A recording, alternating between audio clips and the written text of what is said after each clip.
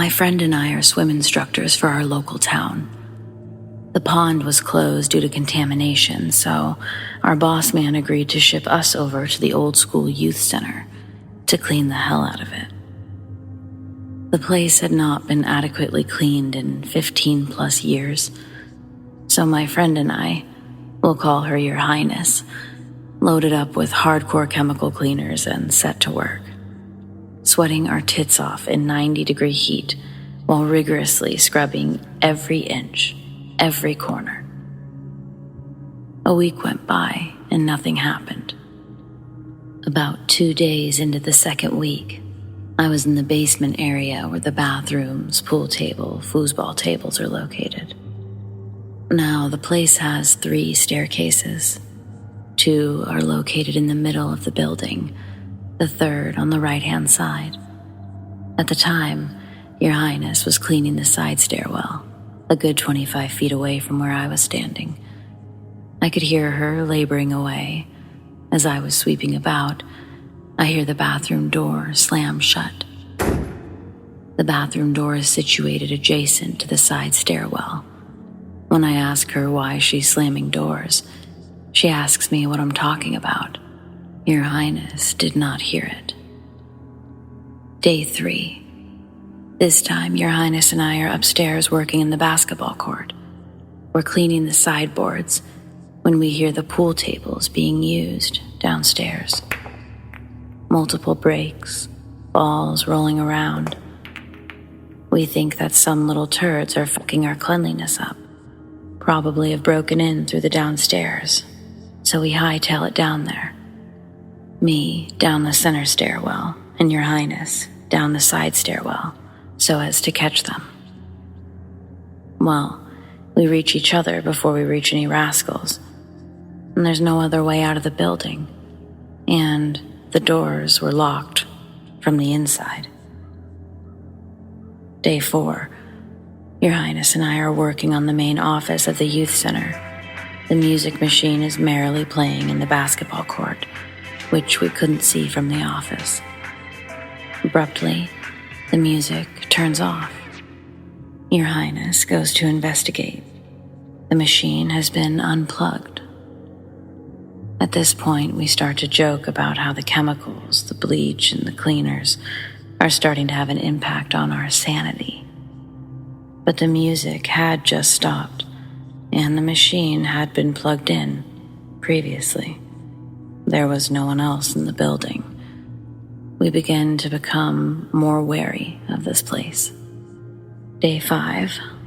All day long, we hear children's voices in the basement. Can you help me? Mostly laughing, but some inaudible whispers are heard from the tops of the stairs. We both try not to freak the other one out, and we pretend that we don't hear anything. Until finally, there's such a high-pitched cackle that we both run from opposite areas of the building for safety. We sit, and we listen, and we leave work early. Day 6. Final chore at the youth center. Thoroughly mop the floors. We are thrilled that we are getting out of this place. At this point, we are a little skittish. Every dropped broom scares the hell out of us. Up until this point, the energy in the place had been fairly chipper. No discernible negativity whatsoever. Around 3 p.m. on day 6, the air changes. It's palpable. It's like an increased pressure on the chest. Your Highness and I decide that we need to clean the floor and get out for some Mai Tais immediately.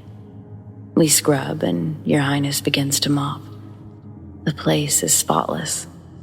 We go back into the basketball court to turn off the fans, do a final look over the basement together, and head back upstairs. The wet floor is now covered in footprints. Dirty footprints, barefoot, slippered, you name it. I don't believe in ghosts. I've never seen a ghost, but I've never been more scared than I was those 6 days in that building. I looked into it, couldn't find any fires or tragedies that had occurred. However, in this area of our town, there were a plethora of Native American burial grounds, so...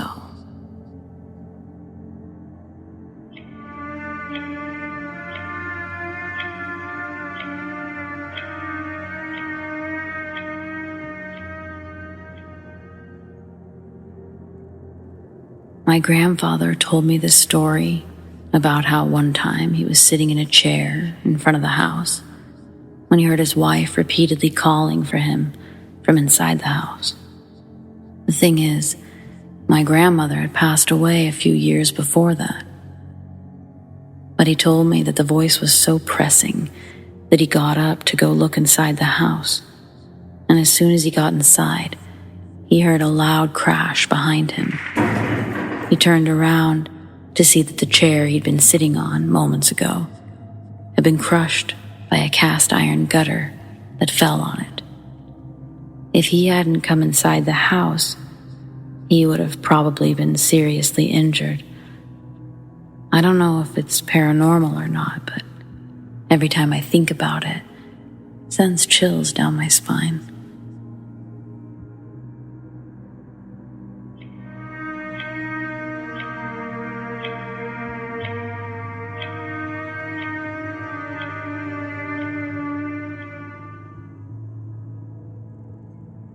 My father told me this story from his childhood very recently, and as a firm believer in ghosts, I decided I needed to do some research on it. If anyone knows any legends or stories that sound similar to this, please give me your thoughts. For reference, as a child, my father was around 10 when this happened. He lived in a cabin on stilts, right next to a river in the mountains. The long driveway that led to his house, along with the other cabin that belonged to a family friend and was primarily used as a vacation home, had sort of a slope on one of the sides. It went down rather far and trees filled the area. Where the land became flat, there sat an old trailer, one of those small ones, and part of the river was near it, which will later be important to the story. Keep in mind that no one in the family ever spoke about this trailer, and as far as my father could remember, it was never even acknowledged. My father and his cousin would constantly explore places that most people would walk away from, even as young children. I've been told stories of them climbing down into caves with only a flashlight, or just waltzing into abandoned cabins in the middle of the woods without a second thought. Yet, they never went down to that trailer. My father said they would often look down the hill to the trailer, but never climb down due to the intensely negative vibe the place gave off. One night, my father and his cousins were playing outside around dusk. For some reason or another, they ended up at the top of the hill, looking down at the trailer. This time, though, it was different. Near the top of the trailer, there was a small window, a small little port window kind of thing. They saw a face looking back at them through the window and immediately booked it. They ran down the driveway back towards the cabin, panicked about what they had just seen. When my father looked back, they saw a floating head chasing after them. My father had a hard time describing the head, as it had been a long time since this event took place, but he kept reiterating that it had a strange kind of glow to it. The way he described it was as if you were to look at a light bulb. It was like the aura around it. His cousin said it seemed like a fireball. When they arrived back at the cabin's front porch, the head was no longer chasing them and was nowhere in sight. They never told their parents about the experience because, as my father says, a floating head was chasing us. Who's going to believe that? Later, I believe a year or so later, it could have been longer, a huge flood hit the area. The waters were so deep that the entire trailer would have been completely submerged. When the floodwaters receded, the trailer was gone. washed away with the water. No one in the family ever mentioned it or spoke about it, and no trace of it was ever seen again.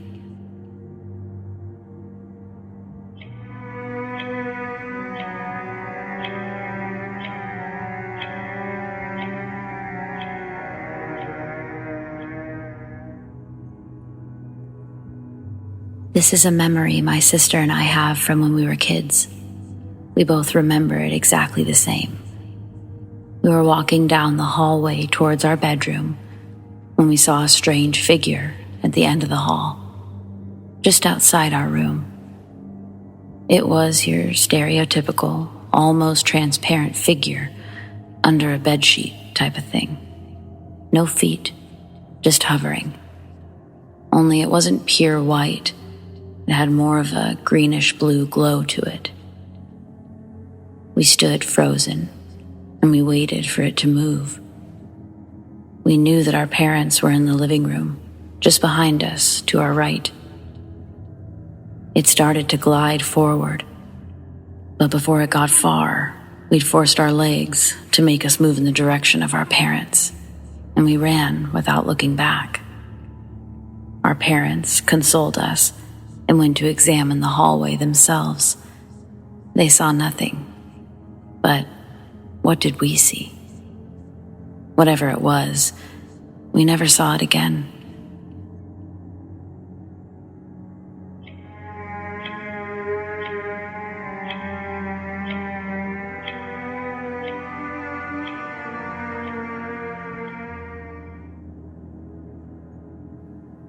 Quite some time ago, when my niece was 4, she's 8 now, she'd said something quite odd. My sister and brother-in-law had gotten an adorable puppy. He was a bit rambunctious, but still cute as heck. But when playing with the dog one day, I was sitting on the sofa with my sister, who was pregnant with her 3rd child, one who I'd had a prophetic dream about, a different post a while ago. My niece told us that she had had a dog before. My sister and I looked at one another. I spoke to my niece. "Did you? Was your dog like Bobby?" She replied, "No, my dog before was bigger and not naughty." And then she said the weirdest part. "My grandson got him for me to keep me company when my husband died." My sister asked her what she meant. "My husband died and my grandson got me a dog." She wasn't even looking at us when she spoke. She was focused on rubbing the dog's belly. She just said it like it was fact. She didn't give any names, but that evening, she said there was a ghost upstairs waiting for her to join him. She said it was George, but she wasn't ready to go upstairs with him yet. Just really weird.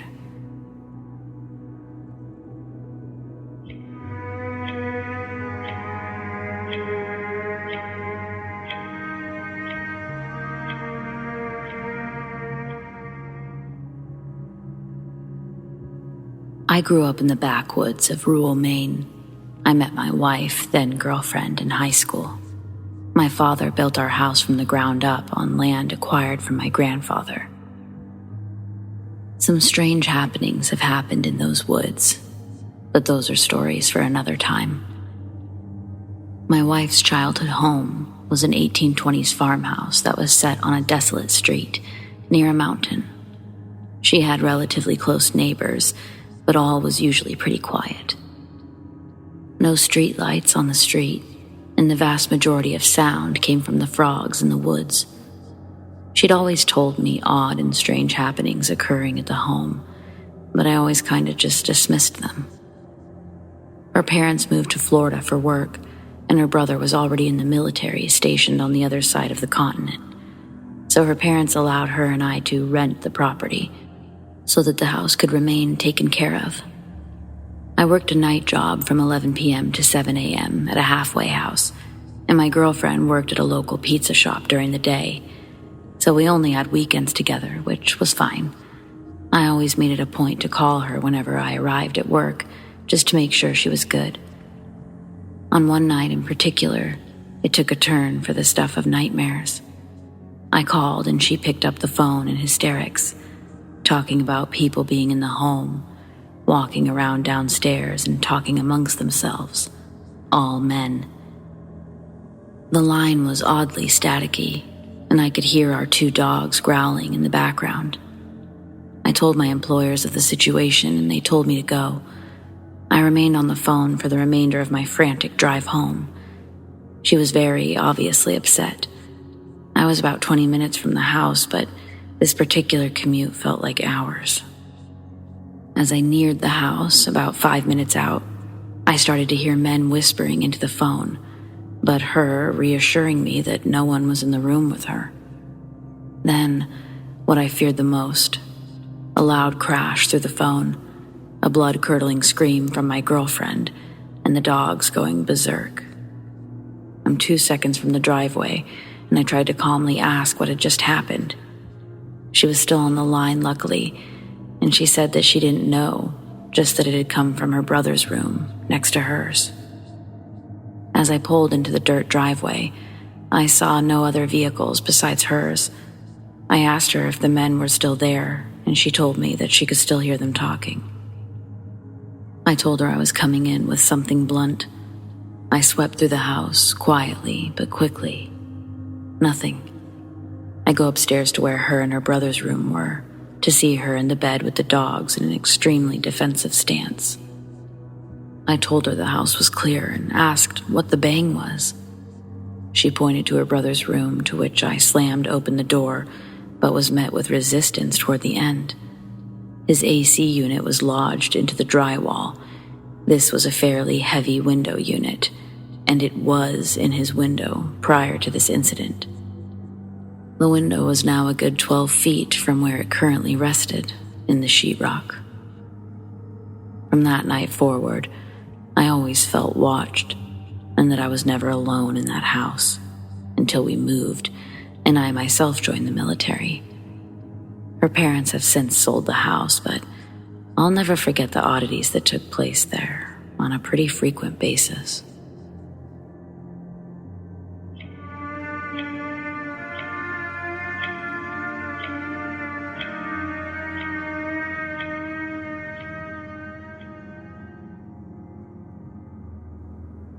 I think I saw a ghost once. I was pretty young and it was late at night. Young, tired, dark room, old house. So I could have just imagined it, but I saw a figure, lighter than a person should have been in that light, eerily quiet, and dressed in something that resembled a 40s suit.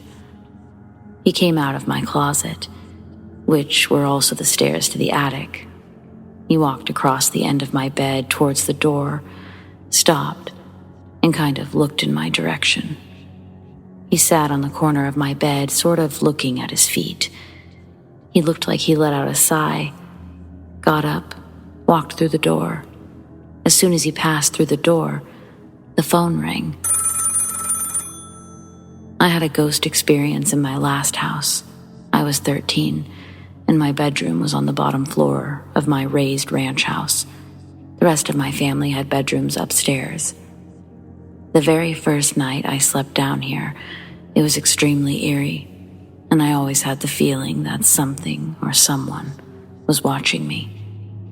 I'd had weird things happen every now and then, like hearing footsteps, random knocks, things moved, etc.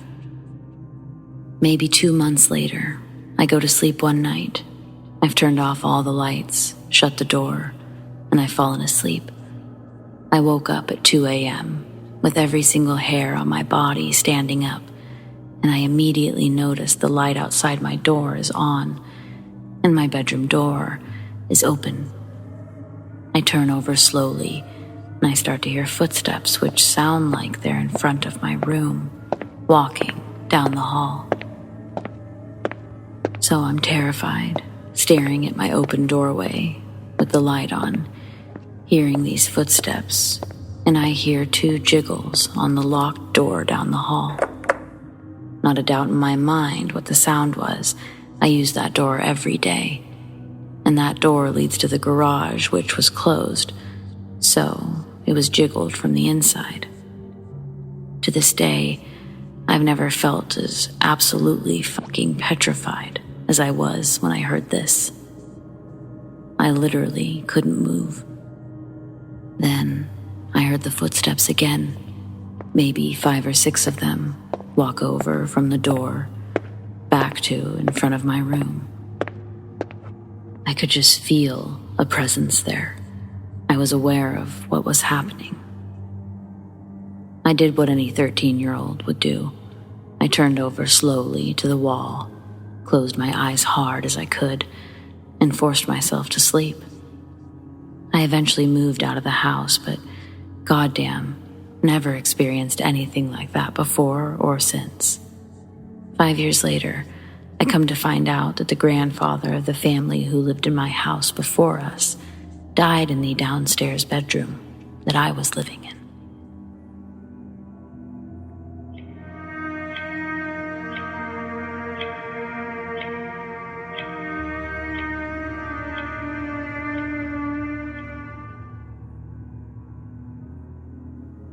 One night, when I was maybe 10 or 12, I had trouble falling asleep. My bedroom was the entire top floor of our house, and my bed and such being on the left side, storage closets in a play area being on the right. I was lying in bed when I heard a noise from the other side of the room, and I see a rocking horse begin to rock. It was sitting just outside of one of the storage closet doors. It proceeded to rock its way halfway across the room and stopped dead under the ceiling light. At this point, I was freaking out and just buried my head under my blankets. I never peeked out again until morning. It was all confirmed to not be a dream, as the rocking horse was sitting in the middle of my room when I woke up. Furthermore, I got a stern reprimand from my parents for being up out of bed and playing with toys well past my bedtime. Their bedroom was directly below the storage closet play area. They had heard the creaking of the rocking horse shuffling across the room.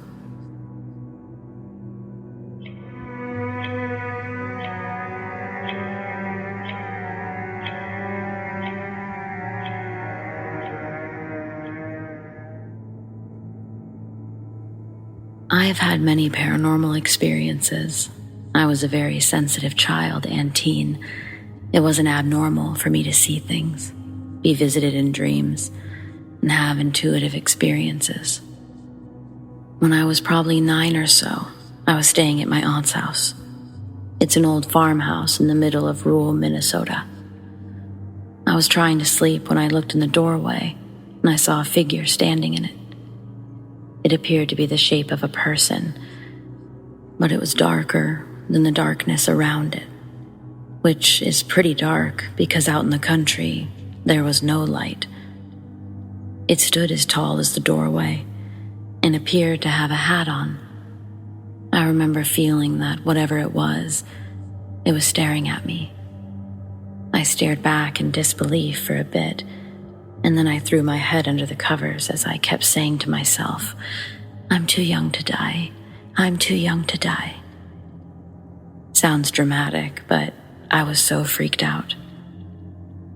I peeked my head back out, but it was still there, staring at me.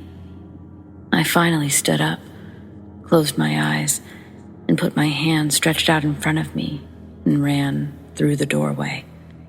I ran downstairs to my aunt and uncle's room and told them what I saw, and I asked to sleep on the couch. The next morning at breakfast, I talked about what I saw, and my aunt made fun of me. They're deeply religious, so anything that sounds like ghosts, they wanted nothing to do with or to believe in. My cousins just sat there and didn't say a word. I never saw the figure again, although I have seen other shadow people. It was never while in sleep paralysis, though.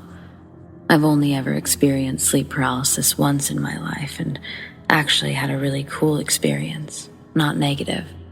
But whenever I look up information about the Shadow Man, it's always people who are in sleep paralysis. Also, from what I've heard, there is someone called the Shadow Man or Hat Man who wears a hat, and it's said to be a bad omen if you see it. I don't recall anything bad happening around the age of 9, though. Is there anyone else who can relate to me and say that they saw a shadow person with no paralysis? Or the Hat Man? What was your experience? What does this mean?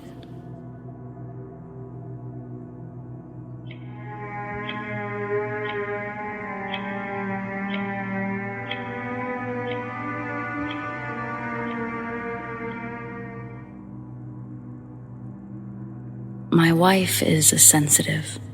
She's not a medium, but she's super in tune with the energy around her. Her brother is also a sensitive.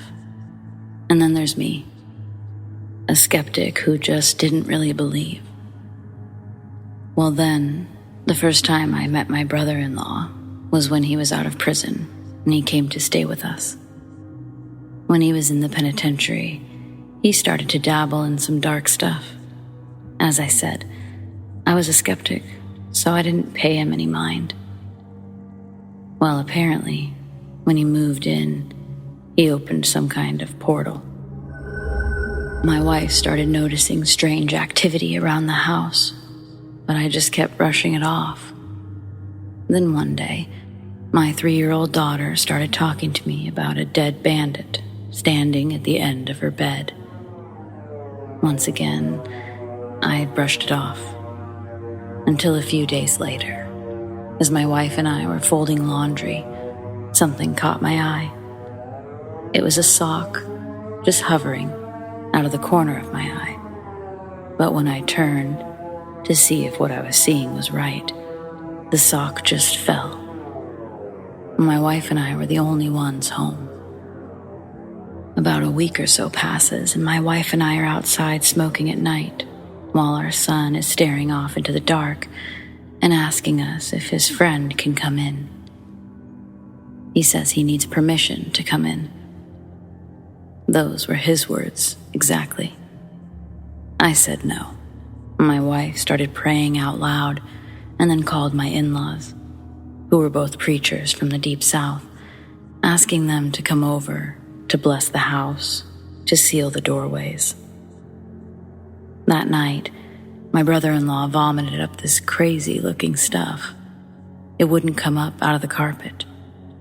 He ended up moving out a month later, but that spot on the carpet, it never really dried up, and it wouldn't come up. Anyway, after this and many more experiences that happened, you could say I'm not a skeptic anymore.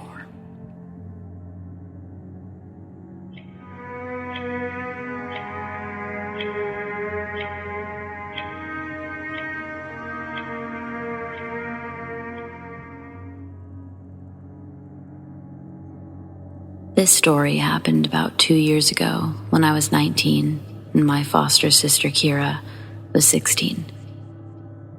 For the sake of the story, it's important to know that I was female presenting and hadn't come out as trans yet, nor was I presenting myself in an overtly masculine style at the time. It was the summer before I was going to college, and I mostly lived with my mom and Kira, except every other weekend, where I'd stay with my dad. Now, summers where I am can get really hot and humid, so we had a habit of waiting to walk the dogs until 6 or 7 p.m., because that's when it would be cooler but still light outside. On this particular evening, Mom wasn't going to be home until late, though I don't remember the exact reason why. She's a woman that likes to stay busy and often participates in choirs, Bible studies, youth group events, classes, and more. So it wasn't uncommon for Kira and I to be left at home alone until 8 or 9 p.m. So it was up to me and Kira to walk the dogs by ourselves, unless we wanted our younger dog Samson to throw tantrums due to pent-up energy. Even though we lived in the countryside and could have walked them down our street, Kira and I decided to drive out 20 minutes to our park instead. Why? I don't remember. It could have been anything from being bored walking our dogs to not wanting to have to deal with blind curves and hills. Whatever the reason, at around 7:30 p.m., Kira and I harnessed our 2 dogs, packed them up in the car, and drove to the park. Let me quickly explain the layout of the park so it's easier to understand why we got nervous halfway through our walk. This park isn't very big, but it's popular because it's a loop.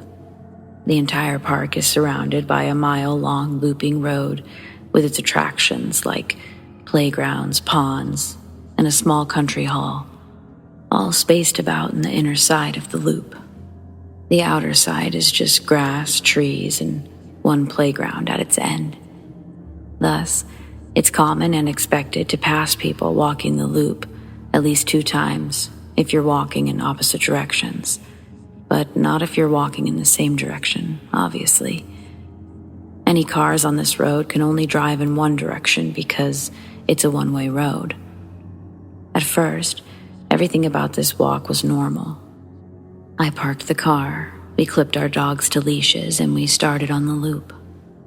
Every so often, we'd stop so I could take pictures of our good boys, particularly of Kira trying to wrangle Samson, who pulls like his life depends on it and weaves around because he wants to smell everything. It was while I was taking one of these pictures that the first encounter happened. A man who looked to be in his 40s walked past us, walking in the same direction we were, up towards the playground on the outer side of the loop. He smiled at Kira, nodded, said hello or cute dogs, something like that, and kept walking. I honestly didn't think anything of it. We're at a park at a time of day where it's common to walk around due to the cooler temperatures, and people where I am are generally friendly. Smiling and saying hi is pretty normal, no matter who says it. We smiled back, maybe said hi or thanks depending on what he said, and that was that. Or so we thought. This man passed us again only 10 minutes later, directly across from where we'd seen him previously, just like he did before. He smiled and said, "Hi." This time, Kira and I looked at each other once he was ahead of us and shared a, well, that was weird, expression. Just 10 minutes earlier, he had passed us walking up toward the playground and subsequently broke off from the loop, and he'd been walking in the same direction as us. This time, though, he'd cut in front of us, and he did it in a way where we had to stop to avoid running into him. Hell, he nearly touched Kira with how close he was walking. This was already weird in and of itself. The other weird part was him cutting past us in the opposite direction. The only way he could have done that was if he'd cut across the inside of the loop, since it would have been close to impossible to pass us at a certain point from the other direction if he'd decided to walk the opposite way of the loop than us. It came off almost like he wanted to walk by us again. But just like before, Kira and I brushed this weirdness off. The guy could have been enjoying a rambling stroll and doing his own thing for all we knew. Besides, we had 2 reasonably sized dogs with us. Who'd mess with us? Not even 5 minutes later, this same man passed us again, once again, cutting so close past us that he nearly brushed shoulders with Kira. Again, he smiled and said, "Hi," before walking off. This was officially the moment I decided we needed to leave. Sure, it's normal to pass a person at least 2 times walking this loop if you're going in the opposite directions, but doing so takes a while. You have to at least get to the parallel spot on the loop from where your paths first intersected to see each other again. But the time between running into the guy and the location we passed each other didn't match up in a way that didn't look suspicious. Plus, I really wasn't a fan of how he cut across us. The first time, he passed us like a normal person walking faster than us would, albeit a little close. The second time, he cut in front of us from the opposite direction instead of walking around us, to the point where we had to stop to avoid running into him. This third time, he walked up behind us, then did this weird directionally slant walk to cross the street and go in the opposite direction, cutting us off again. So yeah, I told Kira to hustle so we could get to our car and get out instead of doing a second loop. So that's what we did. When we were almost to our car, we noticed a car creeping along behind us. We pulled to the side and stopped to let it pass. But for a second, it stopped too. We figured he was getting ready to park, so we started walking again. The car started creeping along behind us soon after we did. So we stopped again, and the car stopped with us. This was when Kira got nervous. We hadn't seen the middle-aged guy since the third cutoff, so we figured I'd overthought the whole thing. But here we were, with this tinted window car, acting weird as hell. Was it the same guy back with his car? A different guy? We couldn't tell. Before anything could happen, though, another car idled up to the one next to us, and whoever it was sped up to the expected 5 miles per hour. We got to our car pretty fast after that, and practically picked up the dogs to get them inside of the car. We got in and got out of there.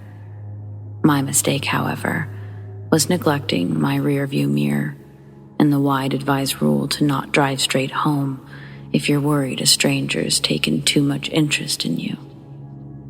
I was anxious, dumb, and primarily concerned with getting home where we could be safe. Because home is safe, right? Nothing bad is supposed to happen to you there, right? My naive false sense of security. I think we got home around 8-something. The sun had finally disappeared behind the horizon, but it wasn't fully dark yet. Just that dusty purple color the sky gets before it finally accepts that it's nighttime. Mom wasn't home yet, so we got the dogs some water, locked the doors, ate a late dinner, and chilled in the living room, talking about things that didn't really matter. It was almost 9:30 when the scariest part of the whole ordeal happened. There, Kira and I were, sitting on different couches, talking about something or other, when we noticed the ceiling briefly light up over where Kira was sitting. An important note here is that Kira is sitting on a small couch with her back to a window that faces the front of the house, while I was on a couch on the opposite wall, where I could see a sliver of the front porch. Likewise, right next to Kira was our front door, which has 3 small rectangular windows on it. Due to our long, slightly curvy driveway, it's common to see headlights stream through that window, light up the ceiling, fade, and then intensify. It means someone's just come home. So when the ceiling above Kira lit up, we thought nothing of it, assuming Mom was finally coming back from wherever she had been that night. And we didn't take any notice of the light skipping the final arc of somebody pulling up the driveway either. We also didn't pay any mind to how long it was taking Mom to come inside. Mom has a habit of pulling in and then checking her phone for God knows how long before coming inside. After a couple of minutes, I noticed the small motion sensor light that Mom set up on a table on the porch lights up. Again, I could only see a sliver of the space based on my position and the curtains. Basically, I could see a smidge of the table and the rails bordering the porch, but not the stairs or anything approaching the door, depending on how they approached it. I wasn't paying much attention either, because I assumed it was my mom. Right after the light went off, we both heard the storm door open, but we didn't hear anyone pressing the code keys of our lock or jiggling the door handle. like Mom usually does right away. The moment the storm door creaked open, our 2 dogs jumped up and ran to the door, barking like mad. Our golden greyhound mix, Calvin, has a deep, scary bark, which contradicts his adorable appearance. Samson, our dumb goofball son, who is incapable of hurting a fly, but a big boy, jumps up on his hind legs and scrambles to find a perch on one of the small windows in a desperate attempt to see who's outside. Immediately, the storm door slammed shut, and we heard heavy footsteps on the cement of our porch. Calvin started going nuts and jumped up on Kira's couch, standing on its back instead of the cushions to look out the window. Samson ran out of the room and went out the doggy door that leads to the back porch, which has a ramp going down into a fenced portion of our yard. I couldn't move. I never understood, really, what it meant when people described their limbs turning to lead until that moment. It felt like I didn't have limbs, really. Like moving wasn't an option. If I moved, I might glimpse something or someone through the windows. The person could see me running around the house, freaking out, and decide to come after us after all. So I sat there, my mind steadily going blank as my heart sped up and limbs refused to move. In the game of fight, flight, or freeze, I'm the freezer. Kira, on the other hand, is a fighter. She spins around and looks out the window, but can't see anything because besides the motion light on the porch, it's too dark. So naturally, she gets up, grabs a stray dog toy, which just so happens to be a tug-of-war rope with a ball on one end, and opens the door. I tell her very calmly to shut the door and stay inside. She ignored me and stepped out onto the porch. She comes back inside after not seeing anything, but to my utter disbelief, she disappears to the kitchen and comes back with a knife and goes outside again. This time, she's gone for a handful of seconds before running back inside and slamming the door shut. Breathless, she tells me that she went out a bit into the yard and she saw the outline of a man by the rundown dog kennel we don't use anymore. When she saw him and froze, he moved. This time, she listened to me when I told her to lock the door. I managed to call Mom despite my head being empty and my limbs being lead, and she convinced me to get up, make sure all of the doors were locked, including the basement, and make sure the dogs were inside. I ended up making Kira go into the fenced-up section to drag Samson back inside because I couldn't get my legs to move after thinking about doing it myself. Cowardly, I know. After Mom got home and looked around, finding nothing, we called the non-emergency number for the police, not wanting to bother them in case we were overreacting. 2 cops came by and walked around our yard and found nothing. We got the sense they didn't believe us, but instead saw us as 2 overexcited girls with exaggerated imaginations. Still, they humored us and told us, after we told them about the park, that if I think anyone might be following us, or if someone's acting a little too creepy, not to drive straight home and to check if anyone's following us. Then they left. To this day, I'm pretty sure the only people who believe someone with malicious intent came to our home in hopes of finding 2 teenage girls is Kira and me. Though, whether or not whoever it was the guy from the park, we're not sure. But it's too coincidental, isn't it? That the same day we have multiple encounters with this guy who goes out of his way to get close to us. A car inch along behind us, that we also have an almost intruder encounter. Plus, there were too many details that didn't add up to us having overly excited imaginations, we both saw headlights. The motion detector on the porch turned on. The storm door opened and stayed open until Samson jumped up to look out the door's window. It's a very noisy door, and it makes sounds when opening and closing. We heard footsteps. Kira saw someone. And the dogs don't run up to the door like that and bark their heads off if no one's there. I don't know if whoever was at our house was the same guy that ran into us at the park. If it was, I don't know if the reason he cut in front of us as close as he did was to test how our dogs would react to him. And them not caring at all, or the first time wagging their tails, convinced him that they weren't a threat. I don't know if he was in the car that inched behind us and stopped when we stopped. I don't know what would have happened if Calvin didn't have a scary, manic bark, or if Samson wasn't tall enough to look out the high windows on the door. I don't know much of anything. What I do know is this. If you're out and about, minding your own business, and a stranger is taking a lot of notice of you, following you, frequently running into you, or whatever, trust your gut. Don't drive or walk straight home. Meander, go to a public space, or just take your time. Pay attention to your surroundings. You never know who's watching you.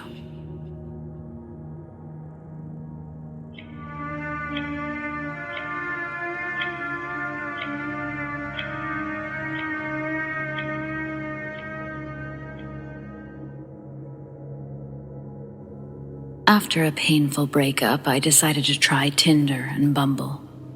I'd gone on a few dates on both, and everything went fine. This one guy on Tinder seemed nice enough. He was attractive, intelligent, and a school teacher in the area. We talked for about 2 weeks before the idea of a date came up, but he said that he'd been in a recent auto accident leading to a concussion. He was thus advised against unnecessary driving for at least a month. As a person in the medical field, this checked out. We talked for about 2 months as he was healing, and then finally had our date. We had lunch at a place that he picked. It was fine. The food was good, and the alcohol selection was nice. He was rude to the waitress, which put him in the negative, along with his MySpace photo angles. After lunch, he asked if I would take a walk with him through this park. I said yes. We drove there separately. It was about a mile away.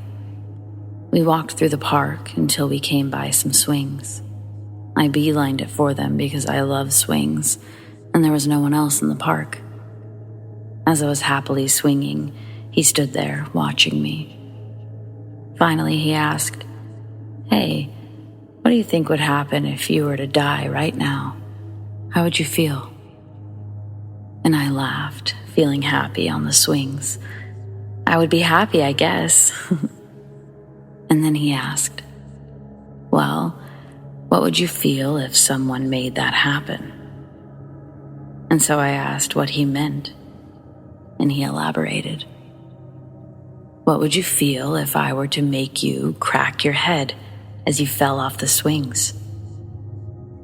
And that's all the specifics I really remember, because what followed was this guy describing how he would kill and torture me. I don't remember his specifics, but I remember thinking, oh fuck, there's no one here. Let's keep him happy.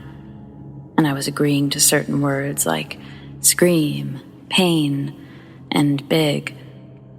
Finally, a family started down the hill towards us, and I fucking booked it. Him at my heels, blathering on about whatever. I got to my car, and there was a full audience at this point. And he leaned into me saying, "So, I'm going to lean into you." And I flinched away from him. He straightened up and ran to his car and left. I tried to report him on Tinder, but he'd already deleted his account.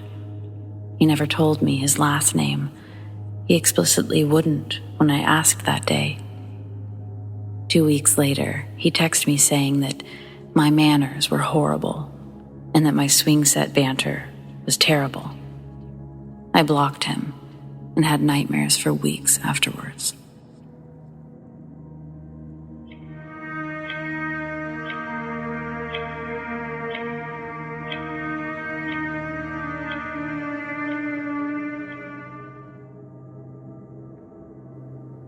So this was about 3 years ago. It still creeps me out. I was 18 at the time. I'm now 21. I was walking home from work at the local pizza joint, and I took my usual route home. It was about 9:45, 10:15 p.m., and it was super dark. As I'm getting about 100 yards away from the street I live on, a white van turns onto the street. Something didn't sit right with me, so I yanked out my earbuds and paused my music. I then turned down my street, and as I'm getting closer to my house, I start getting a weird gut feeling. I look up from my phone as I was about to text my roommate, who was out of town at the time, that I was almost home, about 15 yards or so. As I look up, I notice the white van sitting in front of my house, and the man inside is just staring at me. The yellow car light shining on his face. He had brown hair, glasses, facial hair. His van lights were off, but his car was running. I stop and I put my back to a tree in my neighbor's yard, and I just stood there, maintaining eye contact with this man. After about what seemed like eternity, probably 5 minutes, he starts driving towards the stop sign at the end of the road. I didn't put my back to him. I kept my back to the tree and maintained visuals on the van the entire time until it stopped at the stop sign. He just sat there for probably 2 or 3 minutes, all while I'm not looking away and while my back was still on the tree. Finally, he turned right, the direction in which I'd come from, and about 20 seconds of making sure that nobody else was coming, I bolted to my house. I quickly get inside and lock the door. I go to the window and very quietly look through the blinds. After a few seconds of looking, he drove back up and down the street and left again. Afterwards, I text my roommate what happened, and then went to each and every one of the windows in my house to make sure they were locked, along with the back door and garage door. I made sure to keep all the lights off for the remainder of the night. I didn't sleep a lick that night. I was so paranoid at every sound or movement. Let's just say, I never walked home after that.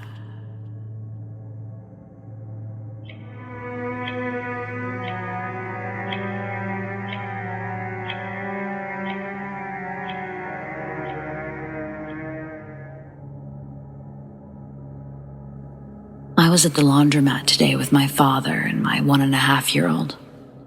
To kill some time between loads, I took my extremely active Tot outside where he couldn't destroy things. There was a gas station about 30 yards next door, and there was a 6-foot chain link fence halfway between that separated the lots. The area just outside the laundromat that's connected to this fence was a little grassy, sandy, open area with one large tree right in the center. My son runs outside, turns, and starts running around in this area, laughing and playing, which is great. After about a minute, he starts running up diagonally towards the fence in the direction of the gas station. I'm laughing behind him, watching his little legs go, when all of a sudden, I hear footsteps approaching behind me, so I turn and look, and I kid you not, it was like the movie Get Out.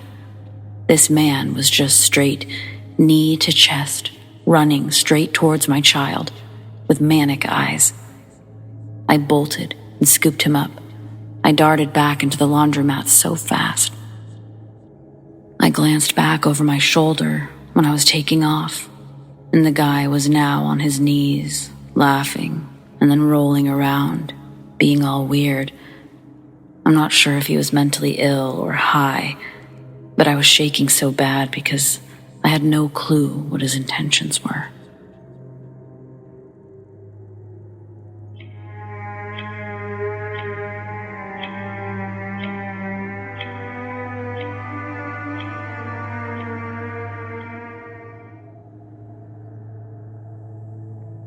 My mom's dog, Punky, rest in peace, was a very sweet, loving dog.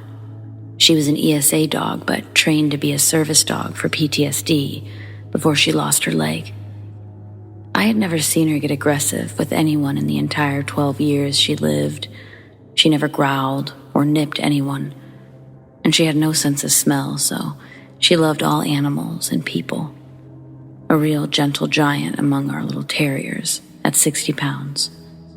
What I'm getting at was that her barking at something and being aggressive was so wildly uncharacteristic that I only saw it once. I was 11 years old at the time, and I was at home with my siblings, 2 and 6. My then stepdad was at work, and my mom ran up to the gas station to grab a pack of cigarettes. It was only a mile or 2 away from us. For reference, we lived in a 2-bedroom trailer in the middle of the woods on a dead-end road at the time, and you had to really make an effort to get down our road, find our house, navigate down our rickety driveway, and find the door. I'm sitting at the computer, having a grand time watching YouTube videos, when all of a sudden, all of our dogs, about 2 Boston Terriers, a Chihuahua, perk up and bark a few times, and then start investigating down the hall. My siblings were napping in their bedroom at the end of the hall at the time, so I figured that they just stirred and scared the dogs. But then Punky sits up suddenly, stands up on the couch, and puffs her chest out. Her ears are perked up, her fur standing on end, her tail straight up, and then she barks, loudly. I mean, the bark booms through the living room and echoes around. All of a sudden, she lunges off the couch and goes tearing down the hallway. I'm already on edge because I don't think I've heard her bark, ever. She's a Basenji mix, so her bark is more of a baying sound, but this was a big, loud, alert bark. I stand up to go look down the hallway, ready to fight off what I'm assuming is a shadow monster in the hallway, based on how the dogs are acting. But then I hear it. Knock, knock, knock. We didn't get visitors because of how weird our house's location was, so my 11-year-old mind had no clue what to do here. The only people who showed up were family, and they didn't knock, so I slowly walked towards the door. The knock drew the attention of the dogs, and they came running back down the hallway, all except for Punky. And I felt better with all 3 of the yappy dogs in the room with me, even if they were all the size of New York City sewer rats. I opened the door just a bit, and standing on our porch is the sketchiest man I think I've ever seen. I can still picture him perfectly. He was a really thin, taller man with dark hair and a sunken face, bags under his eyes, and his half-managed hair, sort of like he just gave it a quick brush and then figured it was good enough. Everything about him seemed just a little too thin, a little too shallow. And his clothes were all off, too. They were nice, but fake nice, you know? Like a clean, newer-looking t-shirt and new jeans, but he had what looked like a suit jacket on. All of his clothes were dark, too, despite the fact that it was summer in Texas, and the weather was definitely into the hundreds that day. He also had this plain, unlabeled bottle in his hand. It looked like the label had been covered up or taped over. I stare up at him in confusion because I definitely don't know this man, and I ask what he wants. He smiles at me in this way that's way too fake, like this exaggerated and forced grin, and he spoke in the same voice retail workers do. "Hey there, kiddo. I'm trying to sell this here carpet cleaner." And he shakes the bottle at me. "Mind if I come in to show you how good it works?" Alarms are going off in my head because he just seems so off. Looking back with an adult perspective, the fact that he didn't ask if my parents were home is unnerving because he probably knew they weren't, and that's why he was here in the first place. I should have told him to get off our property, that I'd have to go get my mom, something except for what I said, but I didn't. Instead, I just shook my head and said, "No, we don't have carpet." "Well, it works on other things." And he took a big step toward the door and shook the bottle at me. I start to freak out and think to close the door, but the thing is, our front door didn't even have a lock. Small town, hard to access home. We never needed a lock, so that's basically useless. I'm sure there's something very wrong about to happen, and I'm terrified as I think about what to do in the few seconds I think I have before it does happen, when all of a sudden, I hear it. Punky had crept up from the hallway, lowered toward the ground, with her teeth bared and snarling. Like she was feral. She had slobbered just dripping from her mouth. Her ears were down, and she was ready to pounce. The guy hears it too, and as I look toward Punky, she tries to lunge past me, and I just barely catch her with my leg as she tries her hardest to duck past me and attack this guy. He freaks out and runs off the porch without another word, booking it down the driveway as I let Punky out along with the rest of our dogs, and they chase him. Our small dogs chase him down the driveway and stop about halfway, barking and jumping about, but Punky stops just on the porch and watches him with her ears perked, just staring in the distance until he disappears. I swear I saw someone join up with him, running when he got onto the road. The second he disappeared, Punky's entire body language changed, and she went back to being the sweet dog I knew. No barking or growling, just laying around, mouth and throat covered in slobber still. I realize my siblings are still down the hall, and I run to check on them. When I get to the bedroom, my siblings were sleeping soundly still, but the bedroom window was wide open, the curtains pushed all to one side, and the items on the dresser in front of the window all shoved around. Someone had tried to climb through the window, no doubt in my mind about it. From what I can gather, the bedroom window was visible from the couch where Punky was sleeping, so I think someone was trying to climb through the window before Punky went after them and scared them off, and the man at the door was meant to distract me. They definitely didn't expect Punky, a bigger dog, because most of the time she was with my mom inside, while our smaller dogs were the ones that saw public eye more often. I don't know what they intended to do, but after my mom got home, she took us to my aunt's house, and on our way there, we saw the men walking up someone else's driveway. Men, plural, because we watched a second one split off to wait by the road. So, to the two men apparently going door to door to sell their unlabeled carpet cleaner, I'd really rather not meet again.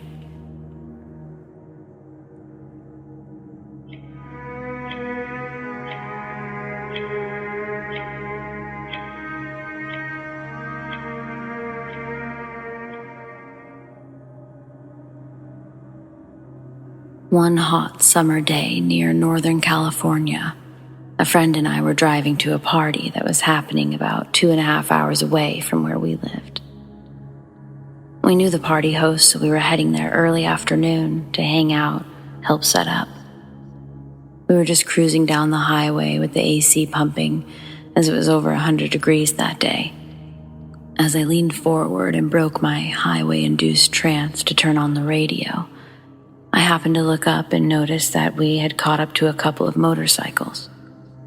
A guy was riding his own bike, and a woman with her own as well, cruising a little ways behind him. My friend was from New York and super used to bumper-to-bumper traffic, so when I noticed that he was driving a little too close to the bikes, I spoke up and warned him to give motorcycles extra space because you just never know. Rolling his eyes, he did back off. As I continued to absent-mindedly watch the two motorcyclists, I suddenly took notice of the woman's bike directly in front of us. I had started to see what looked like the faintest hint of smoke coming from her rear wheel. As I leaned forward and looked closer, the smoke began to get thicker and more obvious. Then, all of a sudden, her back tire began to wobble. At first, a little. Then, the wheel really started to wobble bad.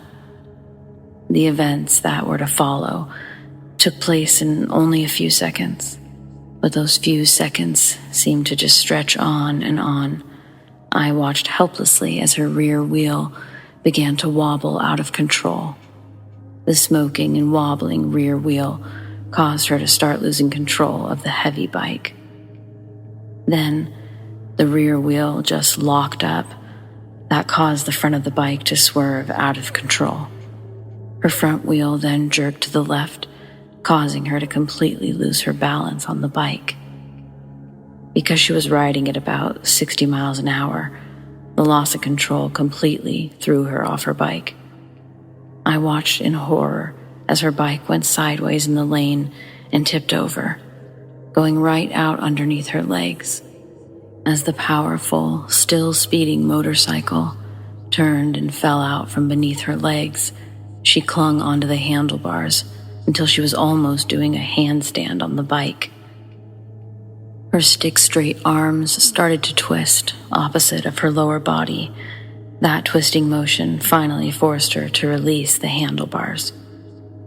I remember watching the giant bike fall, the glint from the sun on the bike's chrome, blinding me for a split second. As my vision faded back in, though, I watched the woman do a backflip and twist mid-air.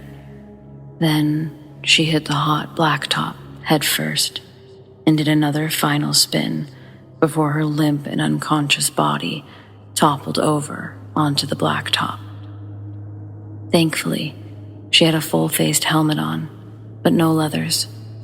The woman was only wearing a tank top and jeans, probably due to the heat that day. I knew that when she woke up, she was going to be in serious pain from that road burn alone. We stopped immediately to help. It was then that I remembered there had been a man riding in front of her, but slightly ahead of her, so he must not have realized right away what had happened over his loud bike. Of course, we and some other people who had stopped called 911 right away. A few seconds later, her riding buddy came back for her. He hastily parked his bike, then ran over to her in a panic. A couple bystanders shouted for him to not touch her or move her.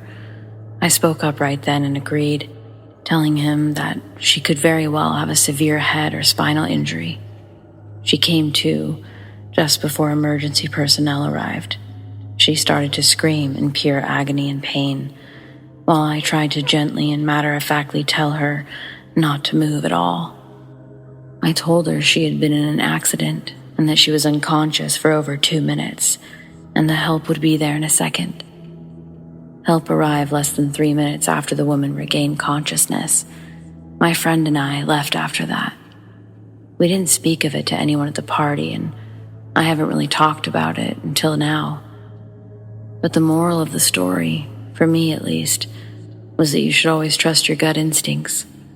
If I hadn't mentioned to my friend to back off, not even 2 minutes before that happened, let's just say, who knows how bad that situation could have turned out.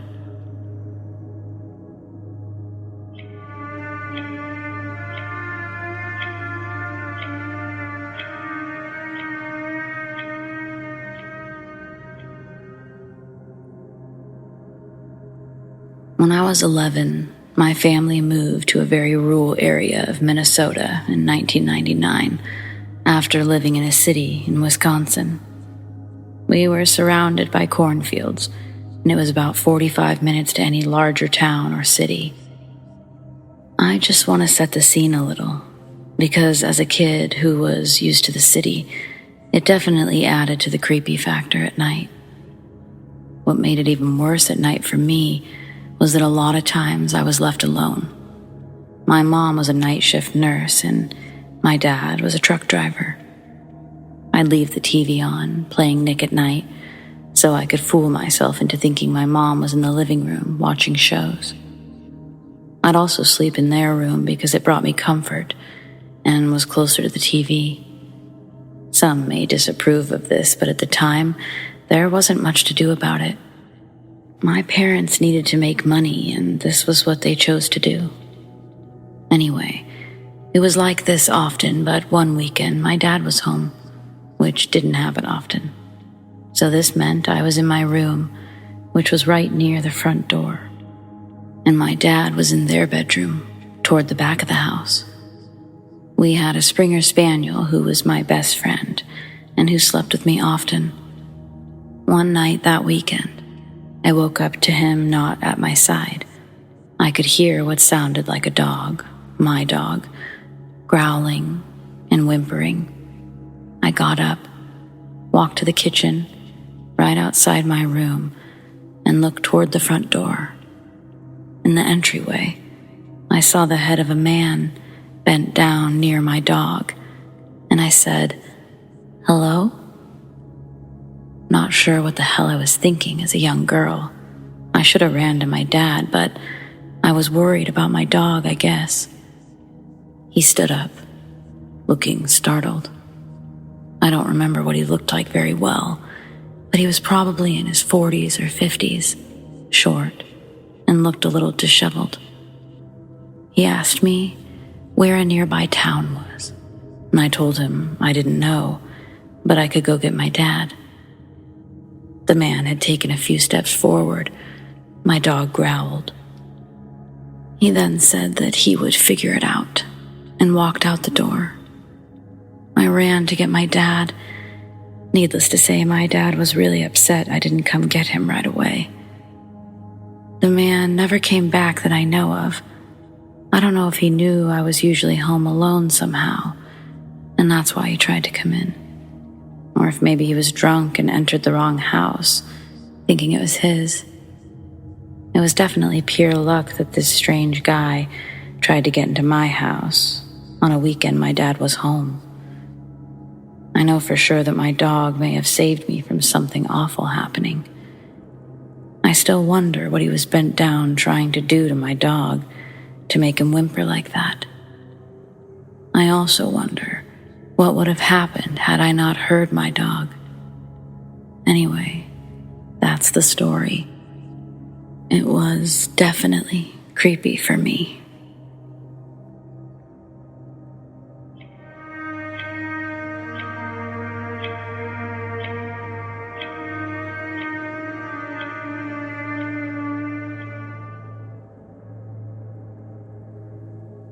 I'm a full-time firefighter, paramedic. Been on the job for 17 plus years. I've never experienced anything like this before, or since. I want to start by saying I'm a rational adult. I believe in scientific, rational explanations for things. But for this, I got nothing. A few years back, we responded to a call around 3 or 4 a.m. for an elderly man with chest pain. On scene, we found a 96-year-old man complaining of crushing substernal chest pain. It had started around 9 p.m. Tough old guy said, "I figured, hell, I'll sleep it off." Of course, it got progressively worse throughout the night, so his wife got sick of him complaining and made him call 911. Layout of the house was typical for a single-story ranch. Front door into living room. Hallway to the right leads to the bedroom that we were in with the patient. To the left leads to the kitchen, dining room, with a door attached to the garage. I was in the bedroom with another medic. Our third guy was sitting at the kitchen table, putting the patient's info into the computer for the run report. As we started treating the man, he went into cardiac arrest and we immediately began CPR. While heading back out to the truck to get supplies, I yelled to our other medic in the kitchen to get into the bedroom and help out. We shocked the man. To everyone's surprise, we immediately got our rhythm back. As we were loading the patient for transport, I asked the wife, who was also a century old in her nightgown, if she wanted to ride with us to the hospital so she could be with her husband. She was obviously in shock from everything going on and seemed hesitant to leave the house not dressed, but we needed to move with purpose. We asked if their children lived close by, if she could get a ride, as we needed to transport right now. She said, "No, our daughter lives in another state." Suddenly, our third guy, the one getting the patient's info in the kitchen, says, "Well, can your son drive you?" To which she responds, "We only have a daughter." This confused my partner, but there was no time for further discussion, and we brought the man to the ER. Believe it or not, he survived after coding a total of 11 times. After the call, myself and the other medic looked at our partner and asked what was all that about at the house regarding him referring to their son. He told me right before I went to get him from the kitchen, a middle-aged man walked right by him. He said that he looked just like the old man, but he had dark brown hair, and he thought it must have been their son. He was also wearing white t-shirt and blue pajama pants, seemed half asleep when he walked by. He figured that he came out of his bedroom, that all the commotion had woke him up or something. He says the man didn't acknowledge him. He yawned and sort of bumped into the kitchen cabinet before opening the door to the garage and going out into it. He never turned the light on, simply turned back around, closed the door, and walked past him, and turned the corner to the hallway. Apparently, that was when I came around the corner to yell at him to get in there and help. Our partner said, "You had to have practically bumped right into him in the hall." There was nobody else in that house. I saw no one. It was just the elderly couple that lived there. Here's the part that bothers me the most. The old man, our patient, he was wearing the white t-shirt and blue pajama pants. So, what the fuck did our partner see? Was it our patient's ghost, spirit, or whatever? Too freaking weird to wrap my brain around. None of us could ever explain it. And our partner still doesn't like to talk about it, even years later.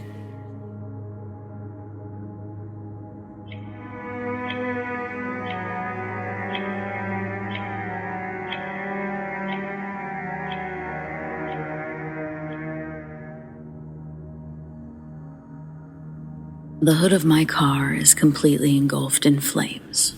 It's rush hour in East LA, and the people could give a fuck less about the spectacle taking place next to them.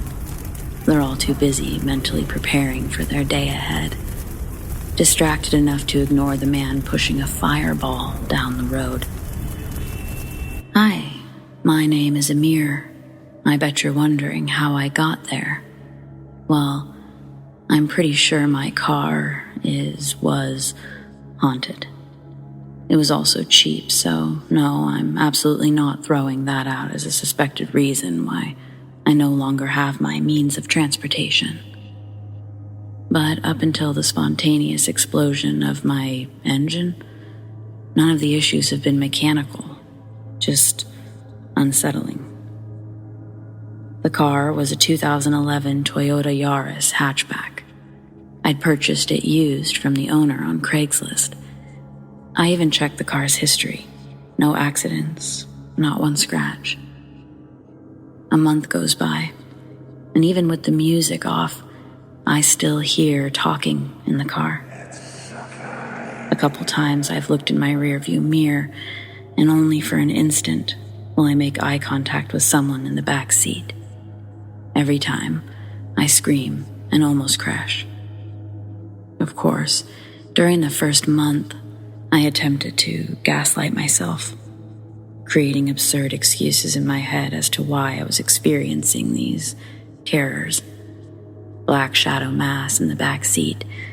It could have been the light hitting my eyes at just the right angle in the mirror, and the whispers, they could easily be attributed to the friction of slightly low tires.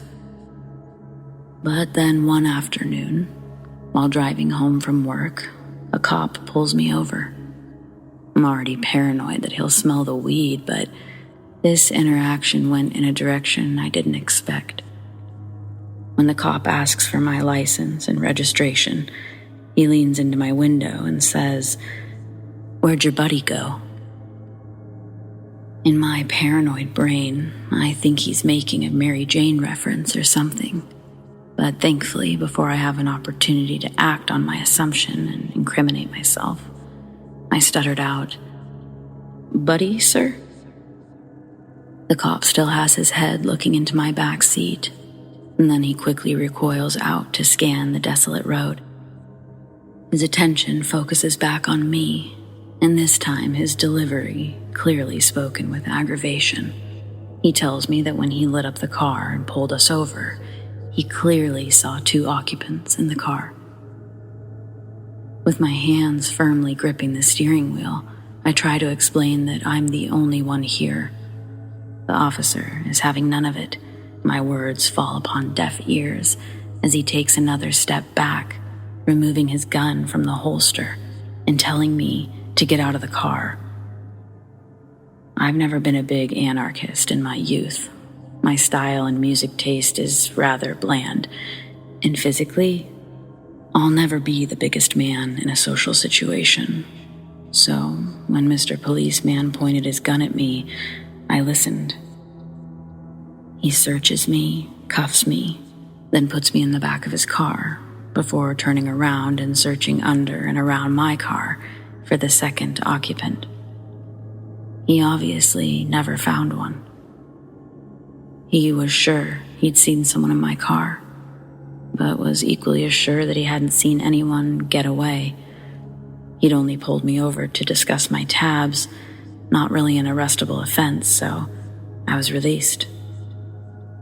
There was something about his entire demeanor after he'd thoroughly investigated my car and its surroundings.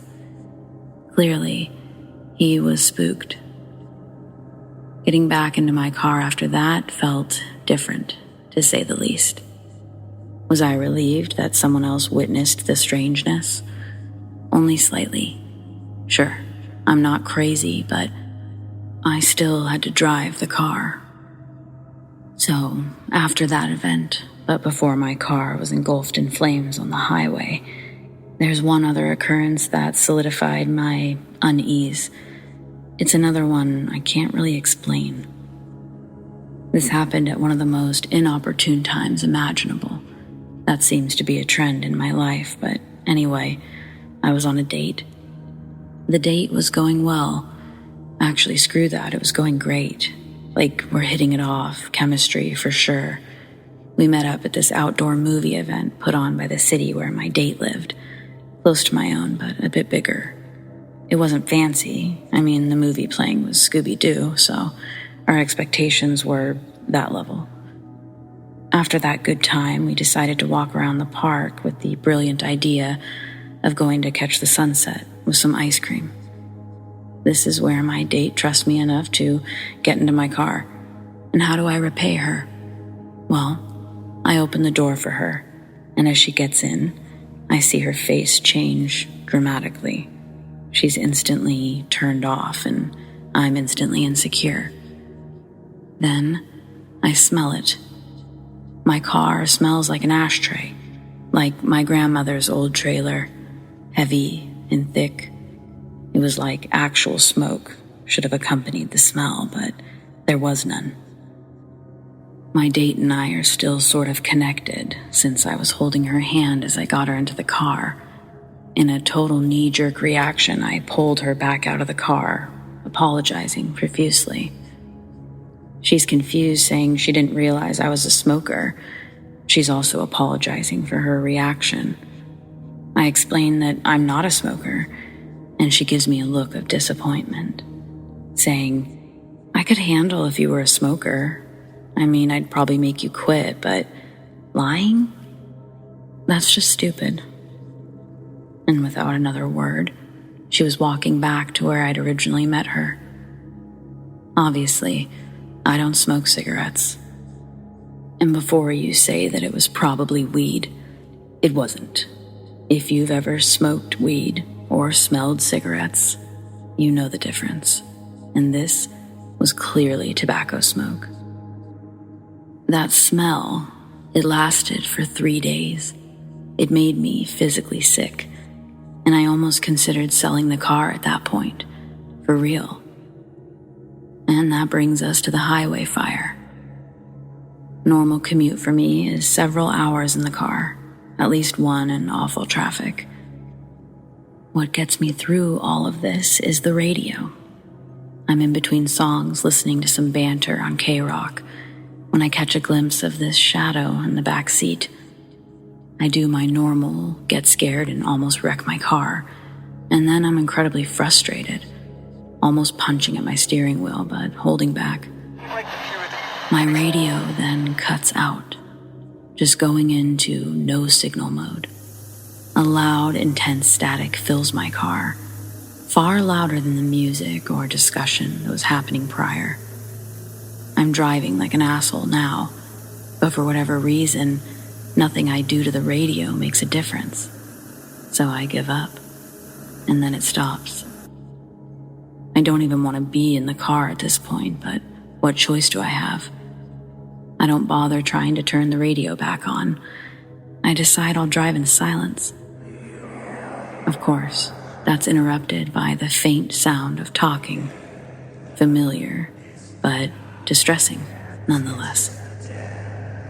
As I'm looking forward, I see from the top of my vision, the rear-view mirror starts to tilt ever so slightly.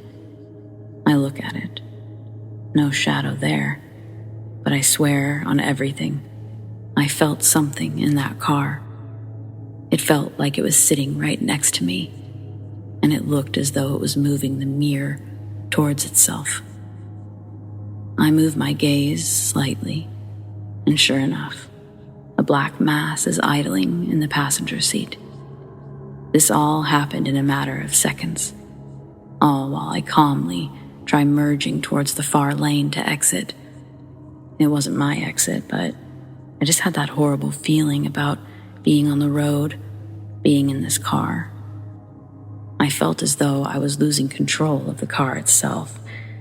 I wish so badly I could explain what that felt like, accurately anyway, but I'll try. It felt like even though I wanted to slow down, I was finding myself accelerating. I wanted to keep my eyes on the road, but this black mass was pulling all of my attention, all of my focus. My hands on the steering wheel were burning. Instead of pulling back or protecting them in some way, I dug them in, creating an unnecessarily strong grip. Painful, yet I couldn't stop. Before I even make it over 2 lanes, I smell smoke. It smells like burning plastic. And immediately after, I see the entire hood of my car engulfed in flames. I somehow managed to make it over another 2 lanes without hitting anyone.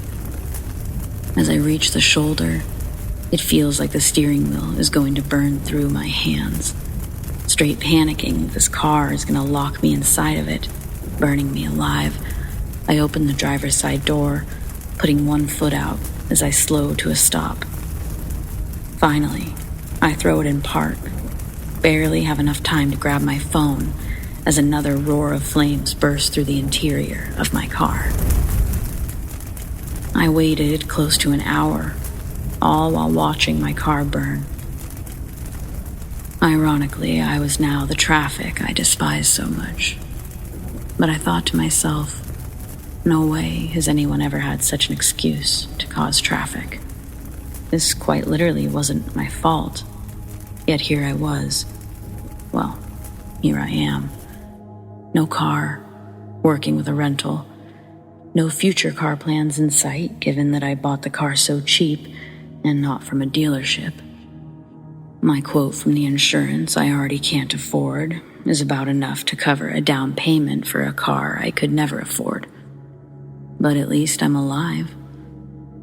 I've tried to reach out to the guy who sold me the car, but I can't get any sort of response from him. He's told me the same thing twice now, so maybe that's why. All the car's history is in the report. Yeah, I don't think so, buddy.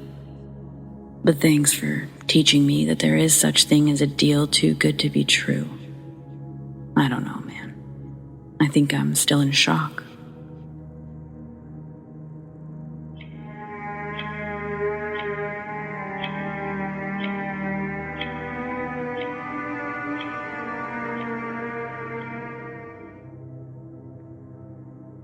Don't speak ill of the dead. Well, I feel I can because my meeting and interaction with my friend's great uncle happened after he slogged off this mortal coil. A close friend of mine had a long day of chores at one of their farms, and since it was hot and she'd just given birth, I offered to help out so it could go quicker and she didn't have to do the heavy lifting. It was a long, hard day, and as the sun was beginning to make its way down, she smacked her head and then her steering wheel. Holy hell, I forgot I have to feed the dogs up the mountain.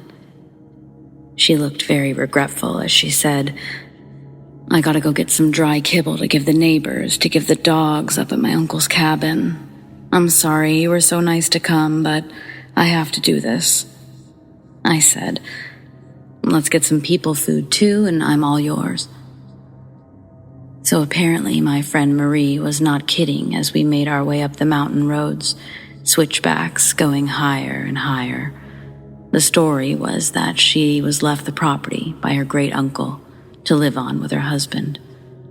Unfortunately, having a preemie baby meant staying within a quick trip's time to the hospital, whereas this mountain was hours from anything. The neighbors fed the animals under the conditions that they were supplied feed, and since it was such a great favor that they were doing, she couldn't afford to be late delivering food. It was almost dark as we approached the neighbor's cabin. All of her uncle's dogs come running out, excited and silly, as only labs can be. The neighbors took the food and suggested Marie go up and check on the house, since they didn't have the keys, and it had been about a month. Another 20 minutes later, we arrive at the terraced property on the side of the mountain. The cabin was gorgeous, and as we entered, there was a vestibule with a picture window and hooks for keys that looked like metal flowers. They were cool. Marie put the keys on the hook, and we went exploring. Everything was locked, and the sun was setting. We turned on all the lights, tested the pipes for the sinks in the bath, and everything was in order. Finally, I can go home and sleep. We head to the front, and the keys are gone. We are equally as baffled, and our tempers are starting to flare. Marie has a baby girl at home and needed to pump her breasts as they were getting swollen and painful. And I was tired and sore as fuck. Once we realized neither of us had them, we tore the place apart. Finally, an hour later, both cranky, we decided to build a fire in the fire pit and spend the night in the car as it was at least dust-free. I walk up an incline and I see a shed. I yell down to ask, what is it for? And she says, firewood. So using my phone flashlight, we had no service anyway. I went up to the incline and looked in the shed. Okay, lots of dried wood. I'm very cautious. I was scared of snakes and whatever critters could be nesting in there. My light hits something that gleams, and I jump back, realizing I'd scared myself. I laugh and go further in, and I see that the sparkle was the silver trinket on her fucking keychain. We had never been apart. No way for her to have done this. I run, fall down the incline, jingling her keys, and she's like, "Thank freaking God." We jump in the car, and we're headed down the mountain. Eventually, we get to where there's service. Her phone rings, and her aunt from a few states over, supposedly sensitive to the paranormal, worriedly asks, "Are you okay?" "Oh yeah, we were at the cabin," her aunt says. "You know, my dad is pissed at you for not living on the property. It'd be easier if you'd just lived there." So, for what seemed like the 100th time, given her level of frustration, Marie points out that she needs to be near a hospital for a while before moving out to the middle of nowhere. Aunt insists that dead great-uncle is angry, and we eventually get home. As we get out of the car, Marie said, "You know, my great-uncle was a huge, abusive asshole who wanted everything his way." And I looked at her and said, "Well, nothing has changed since he died." My idea to look in the shed was born out of boredom and desperation to get some wood. There was no guarantee that we would have built a fire at all, so no, I don't think he was returning the keys.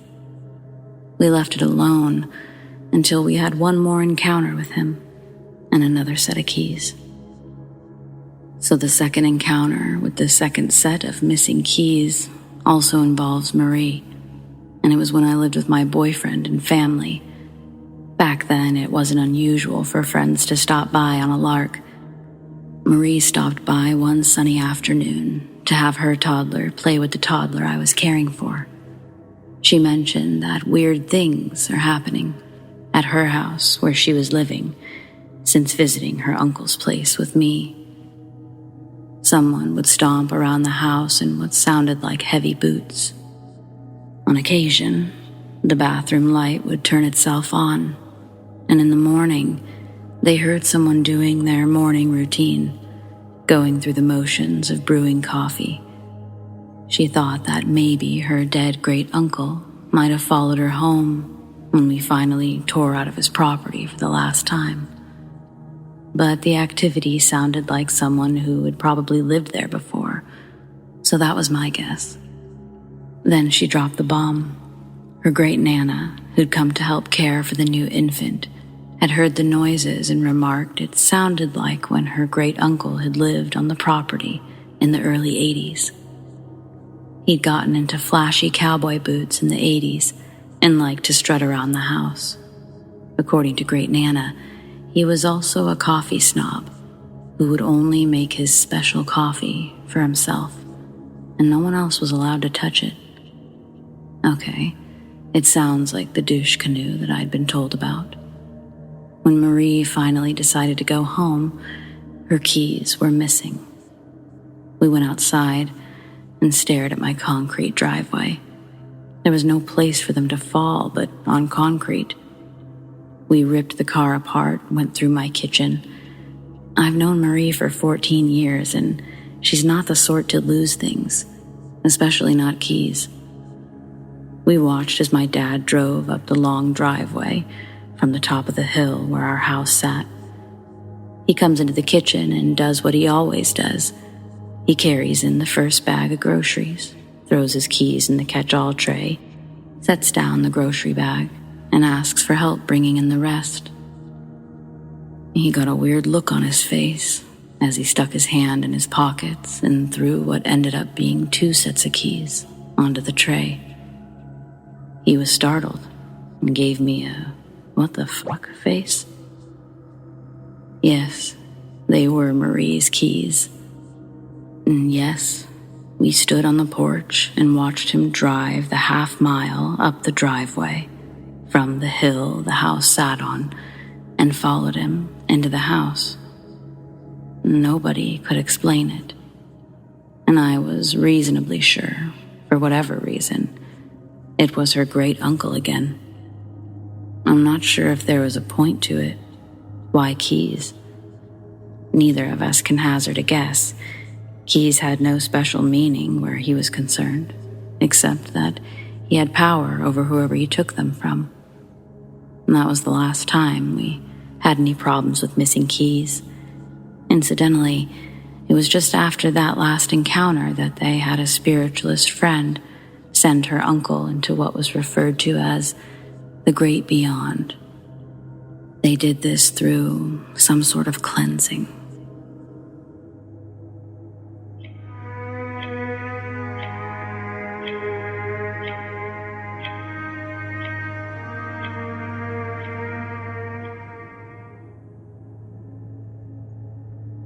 My partner and I moved back to Seattle in January to the Chinatown International District, and we've loved it.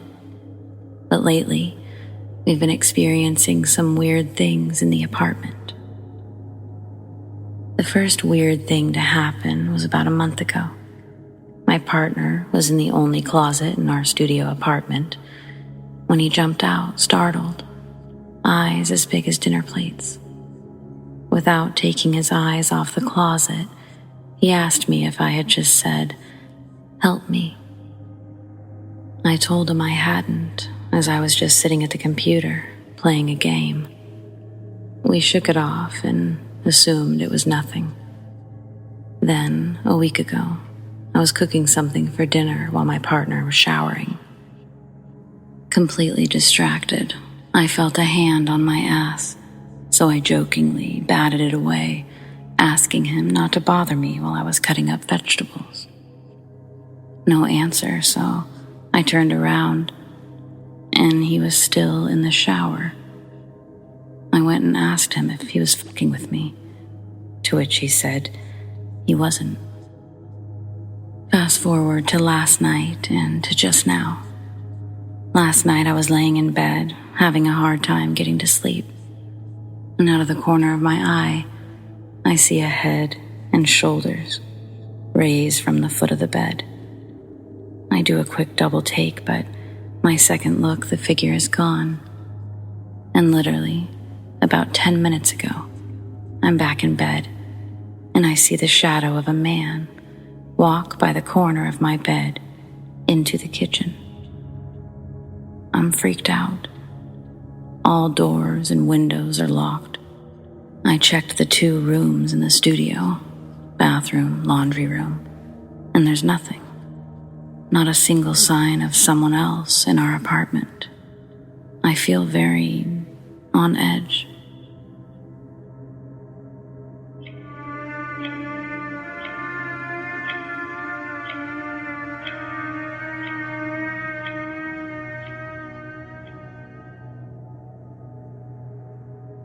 I'm not sure if this is on topic or not, but 4 years back, I woke up at night, laying in my bed for a few minutes. For context, my bed is facing 2 tall windows with 2 curtains, and there was a small crack in the middle of the curtains where you could slightly see outside. Suddenly, what I can only describe as floodlights turned on, flooding into my bedroom from the outside, except the light was purple and there was no noise at all. Not sure if it was from pure shock or not, but my body started to shake, to vibrate. I got out of bed and I ran to my parents' room, and I didn't turn back. I didn't see the light vanish, but when my parents went to look in my room, it was gone. I stayed up with my parents the rest of the night, which felt like 10 minutes, and then it was daylight again. Not sure, like I said, if it fits here, but I wanted to share this and see if anyone else has experienced something like this before. The only kind of proof I have is that the purple light, it stained the middle of my curtains purple, while the others in the house have a faded white color from the sun. The curtain is still purple to this day. Here's a photo I took today.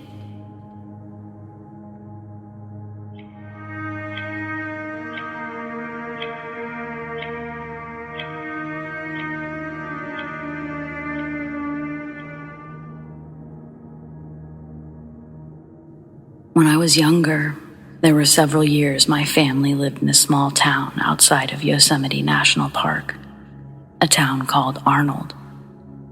The skies, they're incredibly open and clear out there, especially in the spring and summer. This was summer, probably 1998. It was the second time I'd stayed at my grandparents' house. My grandparents ran a golf course, and though their house wasn't on the course, it was nearby.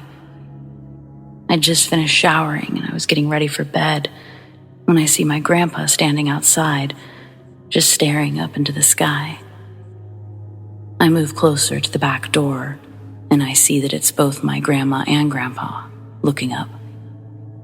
I walk outside, and instantly, I see what they're staring at. Lights. Not just lights, though, like that you'd see on a plane. These were 3 perfectly round balls of light, almost blue, forming a triangle shape and pulsating several feet above our heads. "What the heck is that?" I asked. No response. Eventually, my grandpa says, "Does it look like it's above the course to you two?" Referring to the golf course. "Yeah, it sorta does," my grandma responds. But we just keep staring. We see the lights rapidly form together, creating one large ball of light. Then, the brightest light I've ever seen expands across the sky and straight down, before immediately shooting up, faster than just about anything I've seen shoot up into the sky. And it was followed by darkness. It was like we broke out of some sort of trance, my grandpa making his way inside, grabbing his keys to the golf cart. He says he's got to go check on the course. My grandma convinces him, "Do it in the morning." And so he does. Wait. The next morning, a perfectly round, large patch of grass was completely dead. It wasn't charred in color, but instead that patch was brown, while the remainder of the 14th hole and the rest of the course was the appropriate green. I wish I remembered what came of all that, but I have to believe nothing. What exactly could you report? How exactly do you hold someone accountable? I mean, whoever or whatever did that was long gone immediately after. Very strange experience. Not the first time I've spied something in those open skies.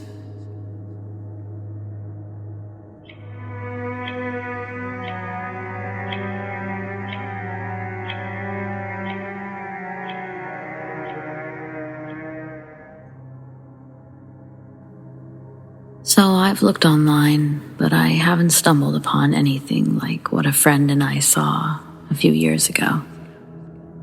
Maybe someone here can provide insight or point me in the right direction. I'm gonna say that it was summer about 1990. I lived in a small town in Pennsylvania. A friend and I were heading to the next town over, and we were taking a shortcut on a rural road. Houses were few on this road. We reached a stop sign intending to turn right and head towards the main road, and there was a house on our left. It was dark outside at the time, and we saw a strange pattern of lights above the house. We thought maybe they were having a get-together in the back, and we were seeing some sort of dance lights. Haze and fog aren't uncommon, so we thought the light was just hitting the low-hanging fog. The light pattern was ghostly pale, not bright at all. It consisted of a central round light, surrounded by smaller circular round balls, smaller than the center one. It was like 20 feet over the top of the house.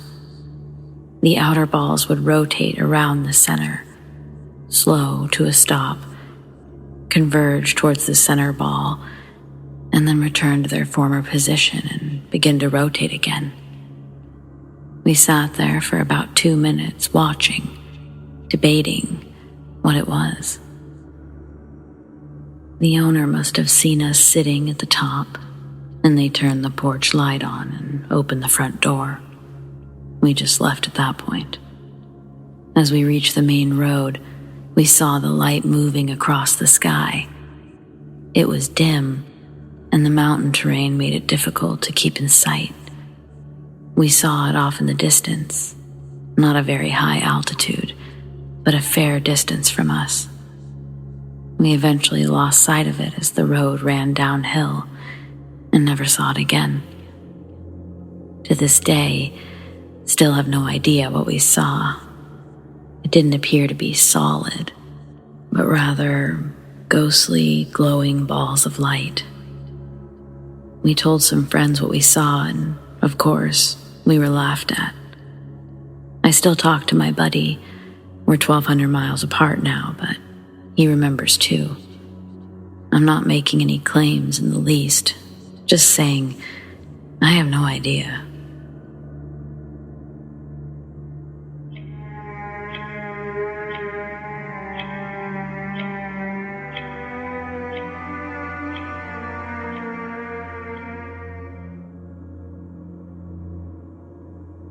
I've always been curious about something I can't explain. It was 5th grade, and it was the last night at camp. We were roasting marshmallows, going through a series of questions with our counselor. The questions we came up with would be presented the following day at our farewell breakfast. Honestly, I don't remember any of the questions other than, what was your favorite food at camp? I remember my answer was French toast because they literally had the best I've ever had. I thought about it ever since. Anyway, the experience. After we'd all finished shouting answers at our counselor, everyone started to settle down and continue to eat their s'mores in peace. I had to pee, and my camp BFF had to pee. So in honor of our buddy system, we walked the couple of yards away to the bathrooms. Just as we approached, we saw something peeking out from behind the bathroom cabin. For a moment, it was still, even as we walked closer and asked each other if we saw it. To me, it was glowing somehow. Was it the light from the bathroom? I couldn't tell. It looked to be about my height, but dressed in something shiny and dark, like a costume of some sort. As we got closer, I could see that it had a small body, but a rather large head. The head didn't really have features, not that I could tell. It quickly ducked behind the building, and my friend and I both sort of yell in shock or excitement. We didn't really discuss it, we just started running towards the back of the bathrooms. When we made it, there was nothing there. It wasn't like we ran for long. We'd literally only taken a couple of seconds to get there. We circled the building. Nothing. We looked towards the woods behind the bathrooms, but it was too dark to see much of anything at all. We both swore that we could see something glowing in the woods. As we stood there, it got further and further away, until we saw just darkness again. We both thought that it was so strange that we saw nothing back there so quickly after definitely seeing something back there. I don't know if it's paranormal, but it's definitely unexplained.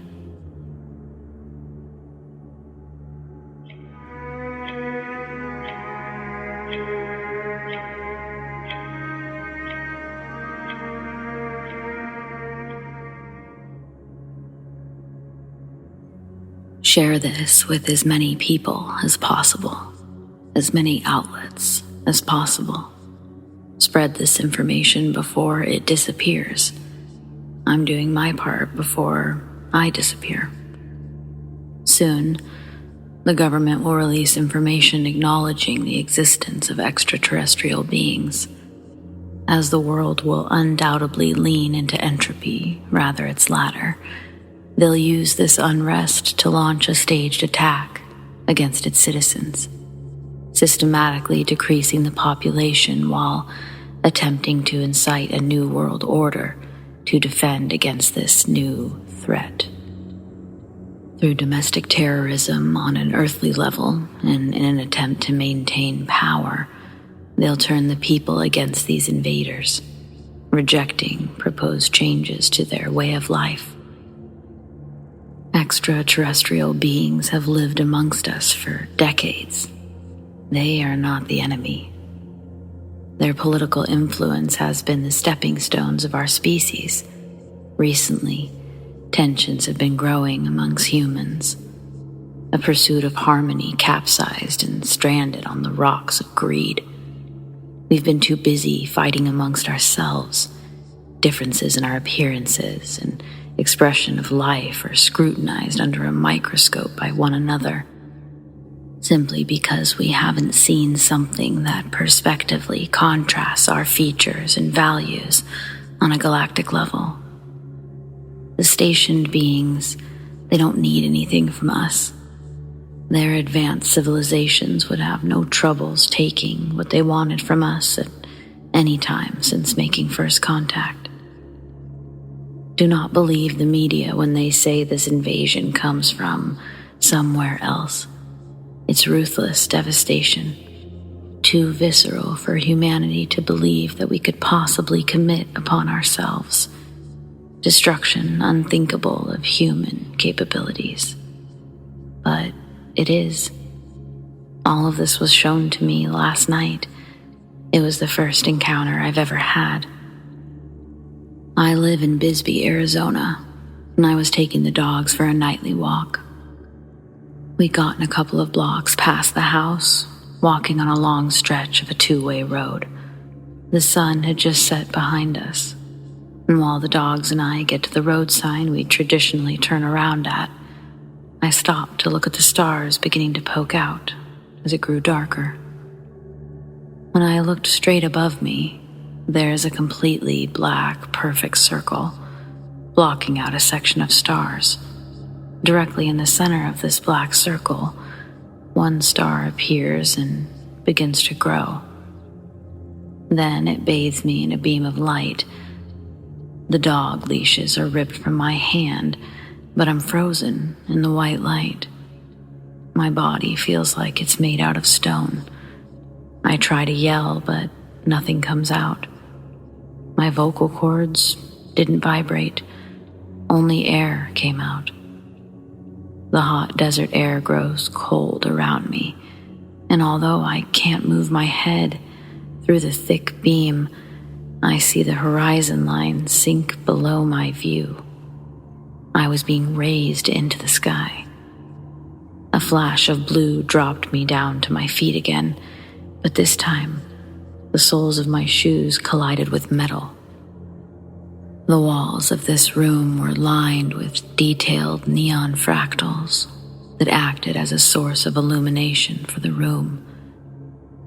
They delivered information to me telepathically as I was alone in this room. Then, as suddenly as I was picked up, I was back on my feet, on the sidewalk again. My dogs still haven't returned home, and I don't know why I was chosen to relay any sort of message. I'm only doing as I was asked. But I guess it's you who will ultimately give it life or let it die amongst the afterthought.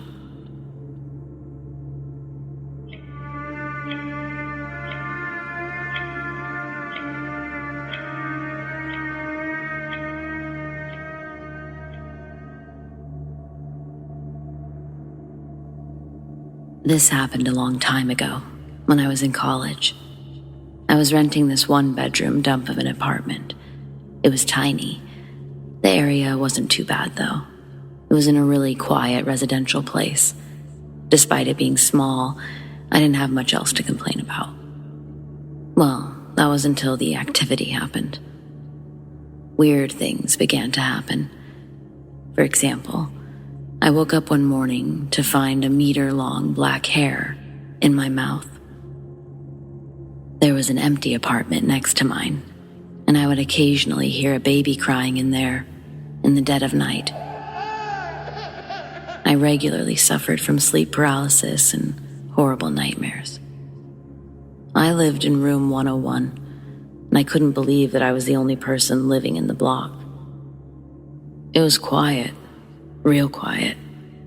Occasionally, someone would move in, but before long, they'd move out. I mean, there could have been other residents for all I know. I just remember that the apartments were pretty much empty all year round. On the upside, it meant that there were always places to park, and I could play my guitar as loud as I wanted without getting any noise complaints. I noticed that there were 4 apartments, but only 3 doors. I don't know why it was like that. I tried to figure it out. The apartments are shaped like a capital L, so my apartment, 101, up to 103, the doors are side by side. But there was a wall where apartment 104 should have been. The reason why I thought that there should have been an apartment there was because there were 2 floors, and the layout of the apartments were the same. And there was an apartment 204 above where apartment 104 should have been. It was as if the doorway to apartment 104 had been covered by a wall. I tried looking in from the back. All of the apartments in this building had balconies. There were lots of artificial plants in 104's balcony, so you couldn't see anything inside from the outside. It drove me mad. I really wanted to know what was in there. I thought about it a lot. I arrived at the conclusion that all the creepiness going on must be related to the walled-up apartment. I couldn't get in there or even get a look in there, so I just kind of lost interest. I ended up living in that building for 4 years. Not by choice, I might add. College is expensive. But I finally finished college, and I began my job search. After a few months of employment, I found a bigger, better place and prepared to move out. The timing felt right as the building had just changed hands, and there were ongoing renovations. The day before moving day, I was cleaning my room, and I went outside to throw out the garbage. I opened the door to head out, and I looked down the hall to see how the renovations were going. They were working on apartment 104, and they were breaking down the wall. I guess that the new owner of the building wanted to maximize his income by adding a new apartment. Smart move. I threw out the garbage and headed back to my apartment. After some more cleaning, I headed to the nearby convenience store to grab something to drink. The wall was completely demolished now, and I could finally see inside. Better still, it seemed like the renovation crew were taking a break. I was thinking that this was the moment that I finally find out the cause of all the activity in the apartments. The sleep paralysis, the crying baby, all the spooky things. My heart was pounding in my chest as I approached. I looked inside the apartment, and the place was covered in so much dust and soot. It was clear that no one had set foot in there for years, maybe decades.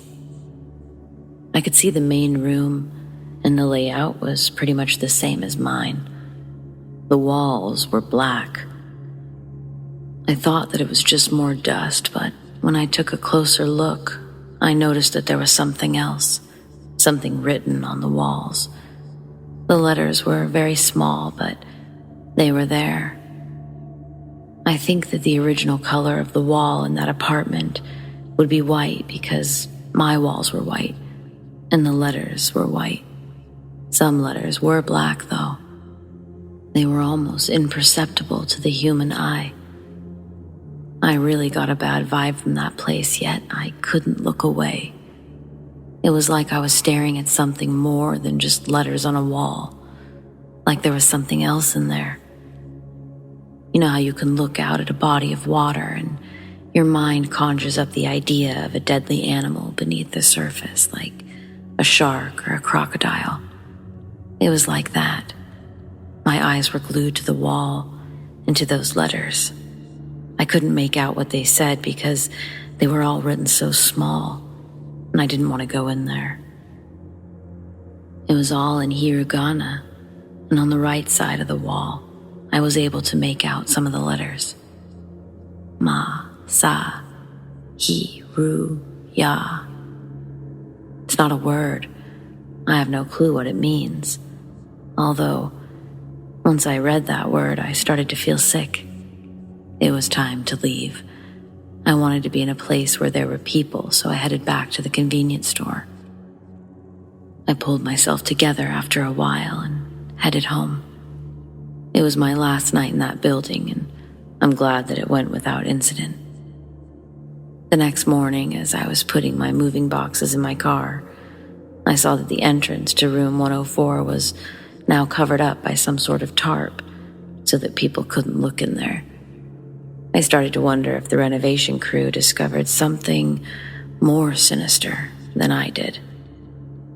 About 2 years after I moved out, I kind of forgot about the place. Well, that was until I was driving past my old neighborhood on a day off. I decided to go take a look at the old place for nostalgia's sake. I wondered if anyone was living in 104. I drove slowly along the back road, which the balconies faced, by the car park. I almost crashed when I saw something pretty shocking there. 104 was walled up again, and the plastic plants were back so you couldn't look in. Everything was how it was before. I couldn't believe my eyes. It was like looking into the past. I looked at my old place and someone was living there. Laundry was hanging out on the balcony. All the other rooms were vacant. I mean, there weren't even curtains in the windows. I have so many unanswered questions. What happens in that apartment block? What was the meaning of those words? Because whatever the renovation and the owner uncovered in room 104, it made them put everything back the way it was. What did they see in there? Does the person living in my old place have the same sleep paralysis issues? And do they hear the same strange noises I did? One thing I do know is I won't be going back there. I feel so creeped out by that building.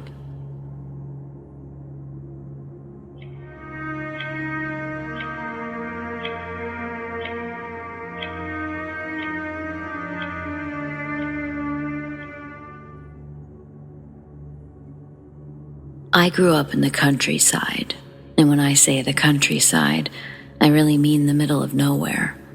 Honestly, there was literally nothing around. We had to drive through the woods and the mountains just to go shopping. On the day this experience occurred, it was already dark. It was fall and winter was fast approaching. My younger sister and I were in the car, and our mom was driving. We were heading to the drugstore and then the stationery store. We did this often. I was really into origami and crafting. In the stationery store, they had this beautiful origami paper. It was really cheap, so my plan was to spend all of my pocket money on that. The drugstore was next to the supermarket, and my mom wanted to go in there. We parked in the parking lot. Mom and I got out, and I had to go to the drugstore with her, but when she said that she wanted to go to the supermarket next, I couldn't stand it anymore. I ran off to the stationery store by myself. I got to the automatic doors, and they didn't open. And then I noticed that there was a sign. It said that the store was temporarily closed. I was so annoyed. Knowing me at that age, I would have stomped my foot inside. I had little other choice but to go find Mom and my sister. I pleaded with my mom to take me to another stationery store. But my mom didn't say a word. She just started the car and pulled away really quickly. This was unlike her. I sat back in my seat and I tried to think about what I said that could have annoyed her. It was hard to concentrate on rational thought because my mom was driving faster and faster. I was scared and nervous. My sister was as silent as my mother. It was really strange. I stayed silent as my heart rate rose. We were still going fast, and we were approaching the crossroads ahead. The barriers were coming down, and my mom swerved into the opposite lane, and one of the barriers hit the roof of the car. It made a thunderous sound. I was really scared now. No one was talking, and we were going faster and faster. I couldn't talk. I was young and terrified. Silent, salty tears rolled down to the corner of my mouth. I couldn't understand what was happening. We made it across the tracks in the nick of time, and Mom suddenly made a U-turn and sped off in the opposite direction to our home. I was almost horizontal in the back seats with the power of this turn. There was a car which had collided with the barrier and had skidded into the hard shoulder of the road. Another car had stopped behind it and might have rear-ended it. In those split seconds, I think on some level, I could understand the reason my mom was driving like Jason Statham, but I wouldn't find out the truth until later. I looked at her in admiration and saw that her face was a shade close to blue. She looked utterly terrified. It's a look I had never seen before, nor wished to see again. Despite all of this, my mom was still speeding down these country back roads. We went a new and strange way home, but when we got there, my mom sat back in the driver's seat, panting. She looked exhausted. She looked at me, smiled, and said, "Sorry about all of that. I just really feel ill today. I think I have a stomach ache. I think I'm going to go to bed." We never really spoke about what happened that day. I don't really know why. I guess I kept waiting for her to say something, but she never did. We all kind of acted like nothing happened. A couple of years went by, and by that point I'd completely forgotten about the incident, until one day my sister told me the truth about what happened that day. Remember how I said that I wanted to go to the stationery store, and I had to go to the drugstore first? This all happened in that short amount of time. My sister was in the car reading a book or a comic. She said that she had the interior car light on to read. It was dark out by the time we arrived. My sister didn't go into any of the stores that my mom and I went into that afternoon. I didn't even notice. She said that she didn't notice at first, but a car pulled into the same parking lot and parked close to our car. She looked over, and there was a middle-aged guy in the driver's seat, glaring at her. He was moving his head side to side, trying to look in our car. But after a few moments, he pulled away. But then, he returned in his car, on the opposite side, to get a look at both the left and right sides, I guess. My sister noticed it because, one time it's kind of weird, but 2 times it's deliberate, right? Something was off about that guy. Mom returns to the car. At this point, my little sister sees the same guy walking behind her by a couple of paces. He was clearly watching our family. As soon as Mom is in the car, my sister starts talking about what just happened. So Mom readies the car as she sees me approaching. Perfect timing, right? My sister said that she and Mom saw that guy holding something in one of his hands in the parking lot. My mom said it was a box cutter knife. So the reason that Mom was driving so crazy that day was because the man with the box cutter was following us. I didn't know it at the time, but he was forcing her to speed up. Mom says she didn't want the guy to know where we lived, so that's why she did the U-turn and went a different route home.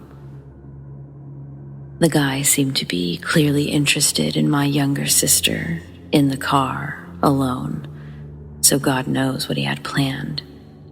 That, coupled with the fact that he had a knife, is really chilling.